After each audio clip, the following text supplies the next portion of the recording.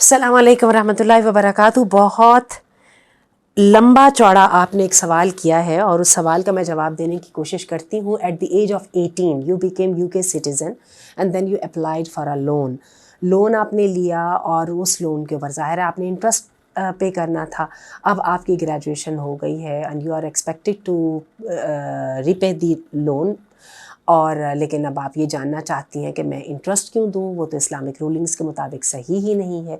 इसी तरह ये भी है कि आप अगर ये लोन पे नहीं करती तो यूके के अंदर 30 से 40 सालों के बाद वो लोन खुद ब खुद माफ़ भी हो जाता है।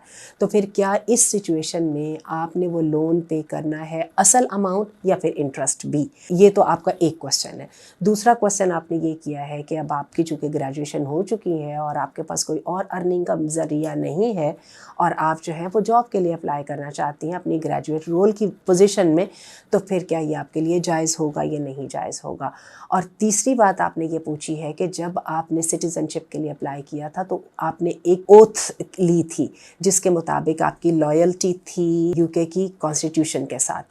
और हाँ, आपने चौथा भी एक सवाल बीच में डाल दिया है कि आपके पास कोई और ज़रिया नहीं है फ़ौरी तौर पे कि आप इस मुल्क को छोड़ के कहीं और जाएं, तो आपको जॉब यहीं पे करनी है। लेकिन जब आप जॉब करेंगी किसी भी सेक्टर में, न्यूक्लियर सेक्टर, एनर्जी प्रोडक्शन के सेक्टर में या किसी और जगह पे, बैंकिंग में, फाइनेंस में, हलाल या हराम जो भी होगा, वन वे और the other it will contribute to the progress and the role played by UK itself in the world politics, those are generally against Islamic interests. ठीक है जी। 4 सवाल हैं। मेरा ये ख़्याल है कि ये सवाल ही इतने अहम हैं जिसके साथ आपको बातों का जवाब खुद ब खुद मिल गया है।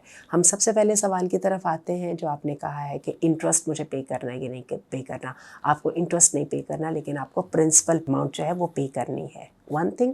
दूसरी जगह पे आ जाइए कि अगर आप इसको पे नहीं करेंगी तो कुछ अरसे के बाद खुद ब खुद माफ़ हो जाएगा। अगेन वही बात है, एक हीला या बहाना बनाने के बजाय आप प्रिंसिपल अमाउंट की जो है पेमेंट का कोई ना कोई तरीका बनाइए और जो है ना इंटरेस्ट को अगर आप पे किए बगैर फ़रार हो सकती हैं या एस्केप कर सकती हैं। तीसरा जो आपने सवाल किया है कि आपने ओथ ली थी लॉयल्टी की, जी बिल्कुल। इसीलिए जब इमिग्रेशन की बारी आती है ना तो इस्लामिक स्कॉलर्स आपके सामने ढेर सारे सवालात रखते हैं, और जिसमें कुरान के कॉन्स्टिट्यूशन को कबूल करने के पैरेलल आपको जब एक और आप कॉन्स्टिट्यूशन को कबूल करने की ओथ ले लेते हैं जिसमें आप बता देते हैं कि दूसरे सब कॉन्स्टिट्यूशंस को मैं डिनाई कर दूंगी, रिफ्यूज़ कर दूंगी और सिर्फ आपके वाले कॉन्स्टिट्यूशन को रखूंगी, तो ये बिल्कुल अल्लाह की ज़ात के मुकाबले में शिर्क और अल्लाह के कानून के मुकाबले में किसी और कानून को कबूल करने की ज़ुमरे में आ जाता है। क्योंकि वमन यब्तग़ी गैरल इस्लामी दीनन फ़लन युक़बल मिन, और जिसने इस्लाम के अलावा कोई दीन से मुराद यही कॉन्स्टिट्यूशन और ये जो वे ऑफ लाइफ है उसको कबूल किया तो वो उससे कबूल ना किया जाएगा। कुरान मजीद की वाज़ेह आयात हैं। यही वजह है कि बहुत स्ट्रिक्ट कंडीशंस के अंदर कुफ़ार के ममालिक के अंदर जो है वो इमिग्रेशन वगैरह की इजाज़तें मिलती हैं। और फिर आपने ये बात कही है जो आखिरी बात है जो सबसे ज़्यादा तकलीफ़ दे है, और अल्हम्दुलिल्लाह आज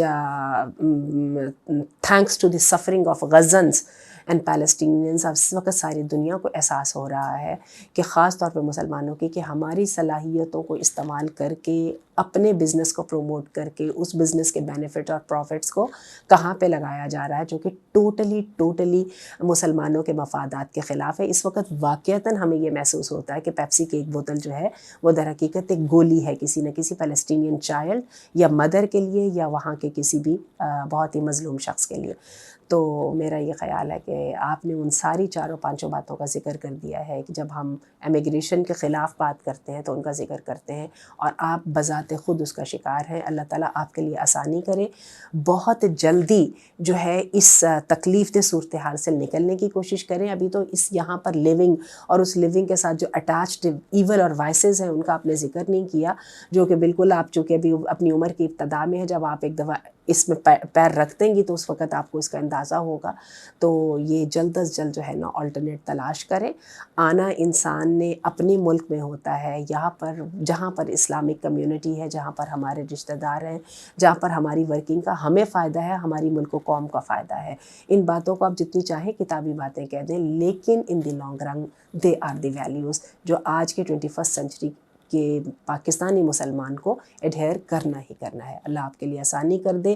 وہی پرابلم سالونگ کا دماغ لگائیے جو اس وقت آپ لگا رہی ہیں, اور ود ان منتھس اور ود ان ایئرس یہاں سے نکلیں. ویسے بھی جو یورپ کے حالات بننے والے ہیں نا, یہ مسلمانوں کے ٹوٹلی خلاف جا رہے ہیں, اور احادیث کے مطابق بھی, ایک پیشین گوئی کے مطابق جو ہے یورپ میں ایک مسلمانوں کا قتل عام بھی ہونے والا ہے. تو اللہ تعالیٰ آپ کو ان ساری بری فیٹ سے بچا دے, خاص طور پہ موت اس حالت میں آئی جب ہم ہسٹری کے رائٹ سائڈ پہ کھڑے ہوں. اللہ تعالیٰ آپ کے لیے آسانی کرے.